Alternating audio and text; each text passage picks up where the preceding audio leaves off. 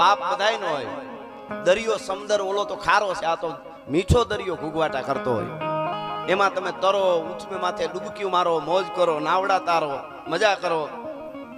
કે મીઠડો મેરા એ માણ હું તો મારા ઘરમાં જો ઘૂઘવાટ, કે જ મીઠડો મેરા મન કરતો તો મારા ઘરમાં એ ઘૂઘવાટ. છેલ્લી કડી છે. પણ મનમાં જ રાજ મુંજાણો, આજ મારો આખો હમદર હું કાણો.